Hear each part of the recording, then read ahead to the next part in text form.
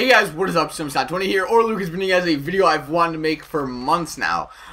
We finally got new information on NHL 15. Yes, the new game that will be coming out this fall. So there's a lot of things to go over. There was a teaser trailer released today. I'm not going to upload that for obvious reasons, but you can go to the EA Sports YouTube channel and you'll see it there. I'll try to annotate it if I can. I'll put it on the video. But we learned a lot of things about the game. One major thing is the cover vote. I know that's a huge thing. There is another cover vote. However, it's only eight players this time. Last time I think it was 2 from each team, so that's like 60 players. So a lot smaller. And first I'm going to go over the cover vote. Then I'm going to go over what was in the teaser trailer, and then I'm going to go over what else we know about the game itself. So this may be a long video, but let's get started. So the cover vote, these are the quarterfinals they're calling them. So it's PK Subban versus Phil Kessel, Patrice Bergeron versus Erik Karlsson, TJ Oshie versus Matt Duchene, Drew Doughty versus Logan Couture. Now my votes, I either want Phil Kessel or TJ Oshie on the cover. Both Americans, and TJ Oshie is a beast, even though he's on the Blues. He is a beast, and I love him in HUT and in the NHL. So you can go to covervote.nhl.com to go vote for that right now. You need an NHL.com account, but most of you guys probably have that. But yeah, so the voting ends, I think, June 1st. I don't know if it says on here. Yeah, it doesn't say. I think it's June 1st. Hold on here. I can find it. Yeah, June 1st is the last day, and then they'll announce it at the NHL Awards in Las Vegas. So go to covervote.nhl.com to go vote for who you want to be on the cover. And yeah. But anyways, guys, let's move into the important stuff. The game, the trailer they released. They released it at like, oh god, like 9 Eastern, I think, something like that, early in the morning. And we learned a lot. We learned first that it's going to be on next-gen consoles, so that means Xbox One and PS4, which is awesome. I honestly didn't know if they were going to bring it to the next-gen or not. I'm really, really happy they did, and it looks like they did a kick-ass job with it. In the trailer, all you see is, I think it opens up with a stadium. You see like the Hawks ice, you see just the stadium, you see wherever the Canucks play. I can't think of the name right now, but whatever. You see the whole stadium. It looks really, really nice. You see the ice, the new textures on the ice. You see the net, which is like you could see all the details of the net. It's really, really nice. The graphics are insane. Now they don't show any actual gameplay footage of like hockey going on, but they show in-game footage of the arena, which looks fantastic. And then they show a Detroit Red Wings player, which I'm assuming is Zetterberg or Datsuk or someone, his jersey, and you can see every single detail. You can see the threading in the logo. It looks insane. If you haven't checked it out, go to the link down below and go check it out. It is crazy how good it is. But also, they released all the new features that are going to be on the next-gen consoles. And like I said, these are only going to be on the next-gen consoles. These are not the features in Xbox 360 and PS3 version. But let's go through these. 12-player NHL collision physics. For the first time in any sports game, real-world physics affect every player through every on-ice collision with the new 12-player NHL collision physics. So pretty much what it is, it's literally everyone is involved. Every player is live all the time, and it's just, from what it sounds like, it's just a they made the physics system they have in NHL 14 and in NHL 14, and they just refined it and made it better, and hopefully will be more realistic. The picture they show, it's like a scrum of Blue Jackets and blue players, so it's pretty cool to see that they're still refining that. Next, real puck physics. The puck is one of the most complex items in the game to authentically replicate, and it finally gets its due in NHL 15. Completely rebuilt, puck physics result in a more realistic feel to every puck interaction. Everything sorry about that. Everything on the ice, including the ice surface itself, is live, which gives unpredictable and authentic puck swings, rolls, and bounces. So this is huge. This can completely change how most people play NHL, at least. Having the ice be live is huge, because say in the first period it's all good, second period it's all good, but in the third period, after everything's happened, or late in the third period even, the ice is choppy, the ice isn't perfect. So what this is saying is the puck has random bounces, and if you're skating up on the ice and you hit a dent in the ice, not really a dent, but you guys know what I'm talking about, I can't think of a word, and it hits the ice and you lose the puck, that happens. And that is crazy to think about in this game. Because right now in NHL 14, it's really just, it's always on your stick. You're not going to lose it unless someone poke checks it or hits you. So that's really, really cool to see, and it should be really interesting. Next is authentic player and equipment models.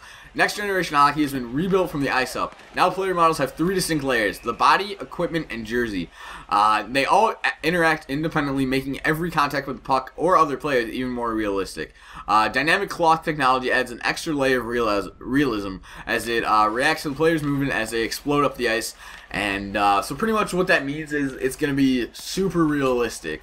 Like, it's just saying how the graphics are going to be really, really nice. And the 3 layers thing is like, say that you get hit in the face with the puck. It's not going to affect any of your equipment, which is nice.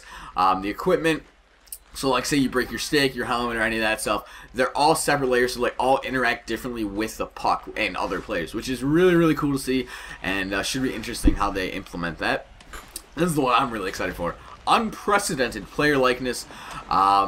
It says, powered by the same technology that brought most realistic representation of athletes to EA Sports, UFC, NHL 15 delivers groundbreaking player likeness, emotion, and animation.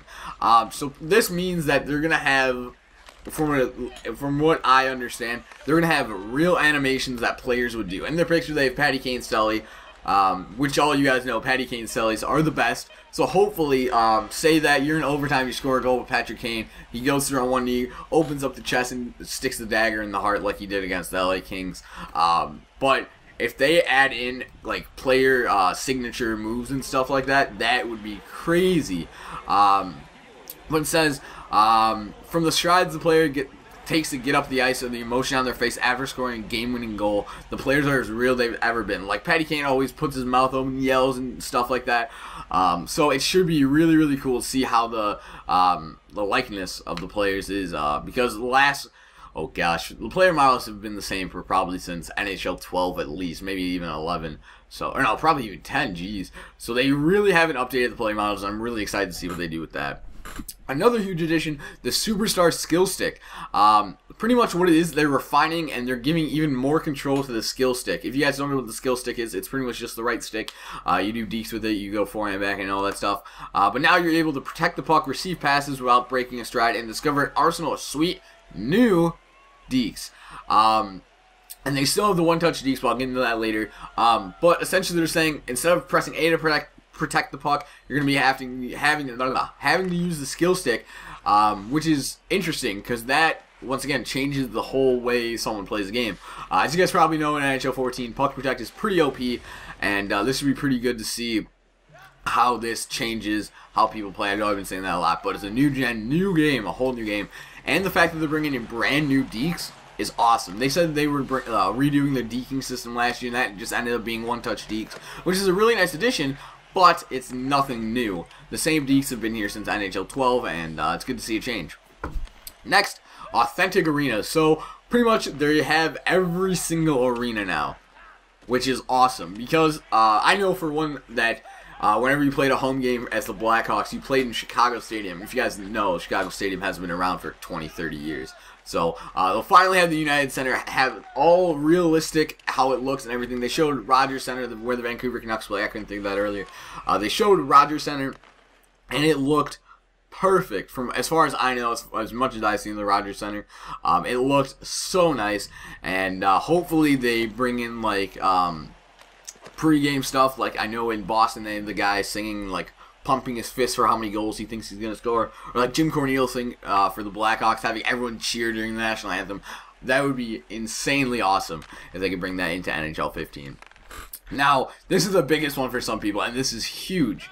A new commentary team. So, NHL 15 welcomes NBC Sports commentary team of Mike Doc Emmerich and Eddie Olczyk to the broadcast booth. And they'll have TSN analyst Ray Ferraro will be insights at ice level.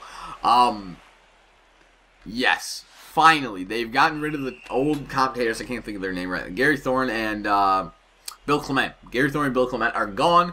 They're not in NHL 15, which is fantastic. They've been in the game since probably at least 09, at least 08. But Eddie Olczyk and Doc Emmerich, I love them as a commentary team. I love Eddie Olczyk. He's the Hawks commentator, or the Yeah, color commentator.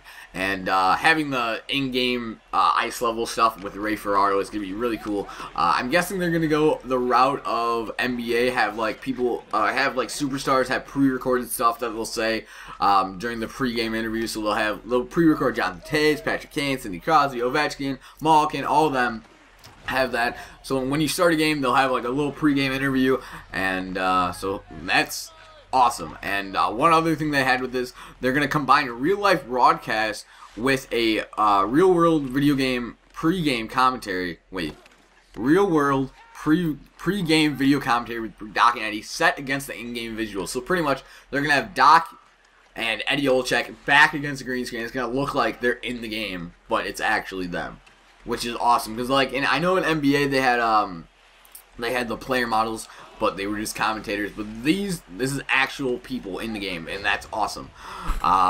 So I mean, that's huge for NHL 15. I know a lot of people wanted a new commentary team, and we finally got one. Another minor thing, there's going to be an NBC Sports Game Day presentation. So it's just going to be like the beginning, opening, and intros and stuff like that. So nothing too major there. Next one, living crowds. So as you guys probably know, the crowd has been the same since ever in every EA Sports game, pretty much. They do like the same animation. They raise their hands, they sit down. They raise their hands, they sit down. But this is just saying there's going to be 9,000 individual crowd models with 4 times the animation of previous generations. So it's going to be a unique crowd every time you play, which is awesome to see. Those small details like that matter to me. I mean, it just enhances the overall feel of the game, and it's really cool to see in NHL 15. Now, the last one, I don't know how accurate this is because they said it was better AI last year, but Vision AI, an elevated level of player intelligence. Vision AI evolved awareness of player reading and reacting to potential plays. So pretty much they're saying they really bumped up the AI, but they said that last year, and obviously you guys know how that went.